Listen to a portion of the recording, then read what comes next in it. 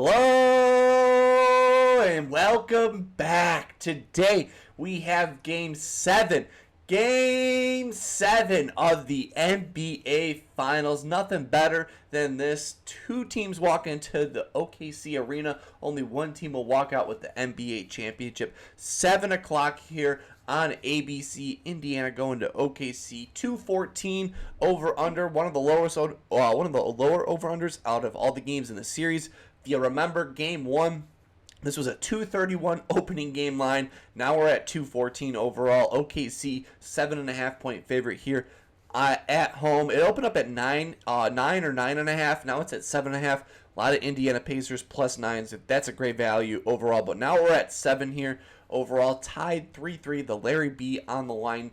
Legacy Sunday. Gotta love it. Legacies are on the line. Will Pascal Siakam get his second championship ring? Will the MVP, SGA, leading the league in points, get an NBA champion, win the NBA championship? I think the last time someone has done that was Shaq in the 2000s. So we have someone that's going to break history with that. Tyrese Halliburton, the non-superstar, or a superstar player, but hasn't been that lackluster with the calf injury overall. Will he have an incredible Game 7 legacy game, win that Finals MVP, show everyone off that, hey, what's his nickname? The Moment. He's the moment here overall. That would be incredible overall. Rick Carlisle, last championship 2011, now gets this championship in 2015 with this Pacers team. Cannot wait for this game. Oklahoma City, that haven't won a championship ever. Pacers haven't won a championship since the ABA years. They've been dying. They've been thirsting for a championship. So either fan base, I'm very excited for overall. 7.5 point favorite here. If I'm being honest, I would lean on the under in this game. Game 7, I think everything's going to be a little tighter, a little tight-knit game. I think you can get 215 depending on the book, but I would lean on the under in this game overall. And then OKC, Indiana, you got to take the points, I would say, but OKC has been incredible at home all year. With how crazy last game was, I could see this whole series been flip and flop. So I could easily see OKC just win by win by 40 points, be a no-doubter here at home for how bad they played last game. But Indiana, the yes-sirs have been incredible. Why not Indiana? This game is going to be incredible. 7 o'clock, popcorn is going to be ready. I'm going to be strapped in all leading up to it. Check me out on Twitter at DaWiddler. Going to be live tweeting, talking about the game the whole entire time overall. 7 o'clock game here. Before we jump into 4 plays here, yes, 4 brand new plays in this video here today. Yeah, haven't been the best overall, but hey, last game of the season, gotta let it fly. Why not let it fly on the last game of the year? Before we jump into today's 4 brand new plays here for Game 7, best words in sports, we do gotta talk about Game 6 overall. And in Game 6, we ended up going 0-3 in best bets overall. Gotta love it. We're on a cold streak. When you're good, you're good. When you're bad, you're bad. Hey, 0-3 was just one of those games. That game was a blowout in the second half, was a blowout in the first half. OKC pulled all the starters in the fourth quarter, so Chet Holmgren finished at 6 rebounds. I think he could have done it. He had 5 at half, 6 at the third quarter. He had 6 at half. I think he could have done it, but didn't play the whole fourth quarter here. So, he had 6 after 3. Fourth quarter, he didn't play. So he could have gotten it, the SGA and OKC money line, since that game was over. But Pascal Siakam, he played his normal minutes, took the same amount of shots overall. He finished the game with 16. That second half, I think he shot 1 for 7 in the second half, but the game was not, they didn't need Pascal to shoot many shots. He was taking a lot of tough jumpers, which you hate to see in the second half. But man, overall, that game was the Pacers from the jump. They ran away with it after that first quarter. That game was one of those where I was watching, I could not believe it. I know I did take Oklahoma City plus 13 late in the game because I was like, hey, 13.5, this whole series has been good, but hey, Thunder pulled all the dogs. They've been saving it for this Game 7. Incredible game here tonight. I cannot wait overall. That was yesterday, 0-3 day here. I'm looking to bounce back after some lackluster games in a row. So, hey, you could tail and fade as you want, but I'm feeling a 4-0 sweep here today for Game 7. And let's just jump into it. For my first play of the day, we took his play last game. He fell short with like I just said, 1 for 7 from the second half from shooting-wise. I don't think Pascal Siakam does that in back-to-back games here. Pascal Siakam has looked really good in the second half of the series. From Game 5 on, he's looked really good overall. I think he has another great game here at home. He's the only Pacer I trust on offense. So give me Pascal Siakam to score 20-plus points, coming to -130 on ESPNBET. He's got this over 3 for his last 5, averaging 20 points per game. 3 for his last 6 versus Oklahoma City in this series, averaging 19.8 points per game. 50% hit rate in these playoffs, averaging 20.7. But the last 3 games in Oklahoma City, he had 19, 15, and 28. So few under games in a row. But why I love this overall is Game 6. He played his normal minutes, normal time overall, and I still just fell 1 for 7 from the field in the second half. I don't think he does that in back-to-back games, and he finished with 16 points in that game with 1 for 7 from the second half. Like I said, I don't think he does that. He played 2 less minutes than he normally does in the second half. 57% hit rate with 2 days of rest in between games, averaging 21.4 points per game. I've been loving his free throw attempts overall. Before that last game, he was averaging 7.4 free throw attempts with the last 2 games. Before the most recent game, he had 8.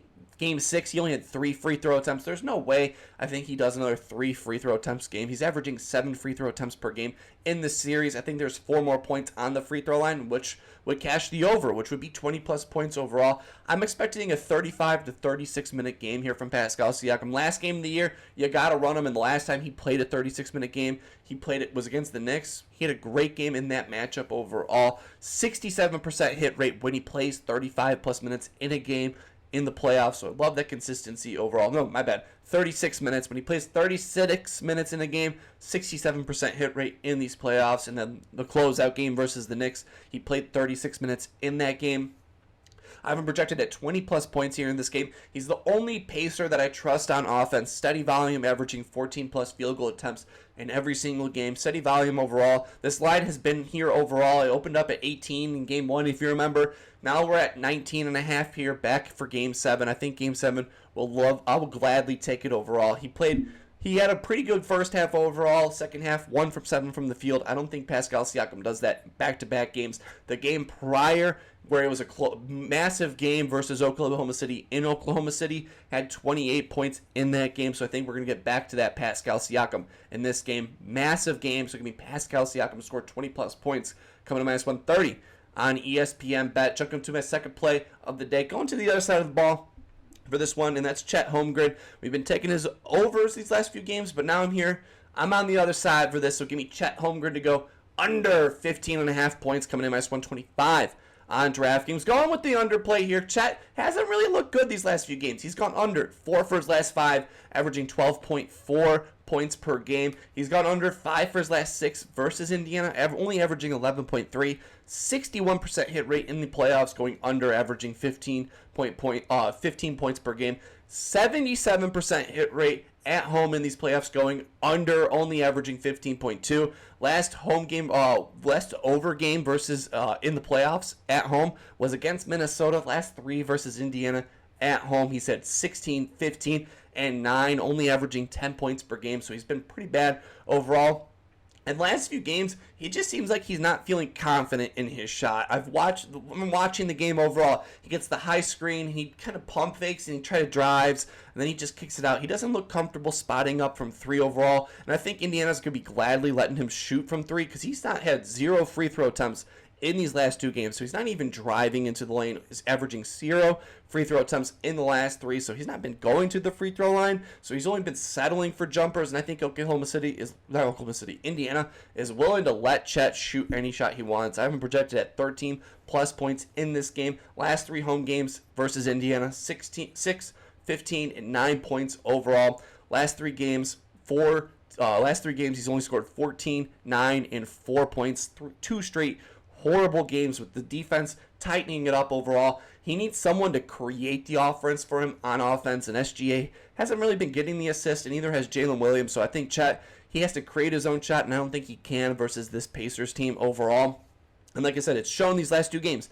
9 and 4 points in the last 2 with 0 free throw attempts. He's settling for jumpers, and that's not his game. Chet is a down low player. Overall, I don't think he's going to do it here at home. 61% hit rate at home on the under. I think Chet's going to have another under matchup for us in this game. So give me Chet Holmgren to go under 15.5 points, coming to minus 125 on DraftKings. Jumping to my third play in this game. Going back to the other side of the ball, my girlfriend calls this guy Little Elf Man, and that's TJ McConnell. Little Elf Man here is going to have a great game overall. He's been super consistent in these playoffs with an overplayer off the bench. He's the one player I trust on this Pacers team outside of Pascal Siakam. Halliburton's very up or down.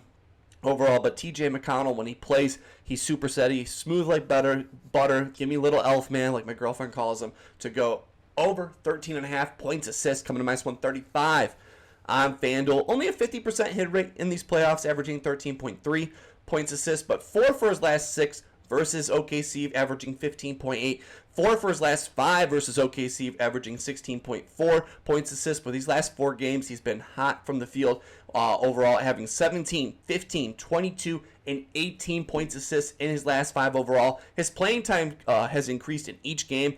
He's only been averaging 19 minutes played in these playoffs, but these last 2 games, 22 minutes and 24 minutes overall. That's with the Tyrese Halliburton calf injury overall. They trust the veteran TJ McConnell to settle the players overall.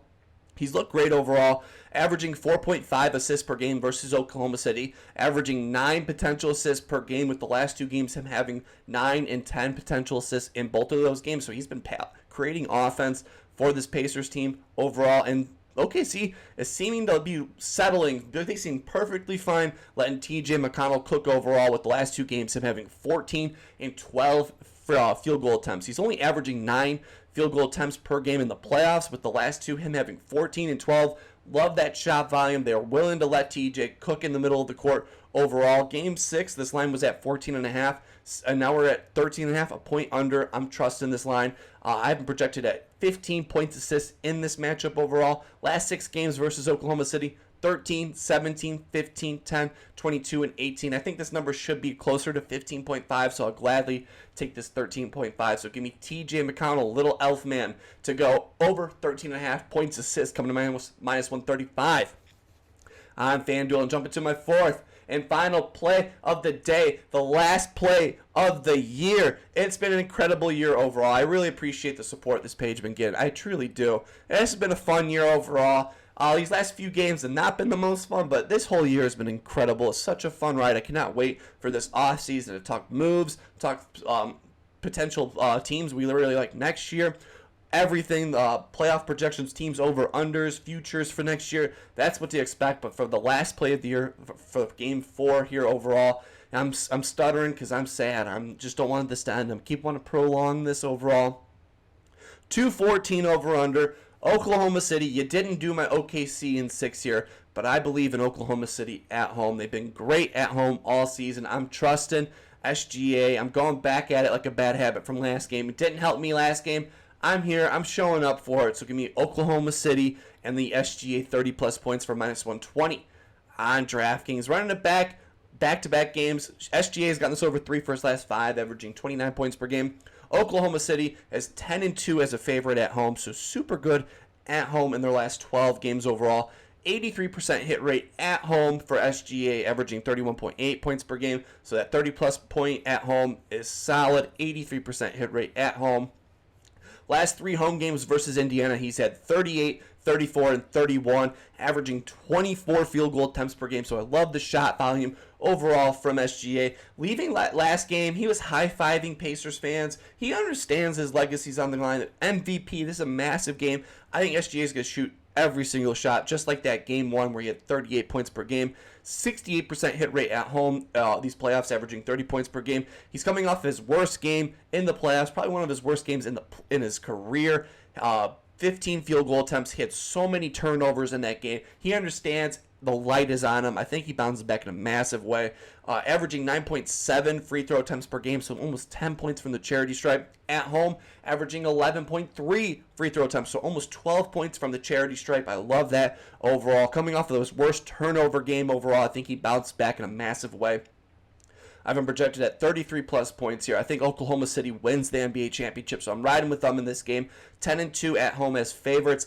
83% hit rate at home in these playoffs for SGA. I think he has another great game here. Even with this game hitting the under, I think SGA is going to get to that 30-plus point mark for us. So give me SGA in Oklahoma City to win. Oklahoma City to win the NBA Finals. SGA 30-plus points at minus 120 on DraftKings. And those are my 4 best bets for you in the NBA today. Let me know down below, what's your favorite prop bet for Game 7? I would love to tell you guys in the comment section. Been loving to tell you guys all year. It's been my favorite thing overall. So let me know who you got winning, or who do you have, what's your favorite prop play? Am I destined for another horrible game in this horrible day overall for this game? But hey, fuck it, we ball. I'm excited for this game overall.